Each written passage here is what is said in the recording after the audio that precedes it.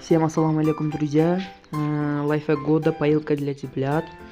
Нам для этой работы, для этой идеи понадобится 1 литровая банка, в моем случае, полотенце и тарелка небольшая, такая маленькая.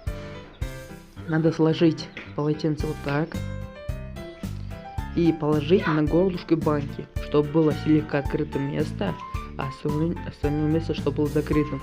Положим туда тарелку. И самое главное, от полотенца тут помогаю, чтобы внутрь банки заходил воздух, чтобы легче было наполнять тарелку водой. Короче, поняли. А тут может попить цыплята, приходит сюда, будут пить воды, а сзади может стоять вот полотенце. Так, короче, идея года. Спасибо за просмотр. Всем пока-пока.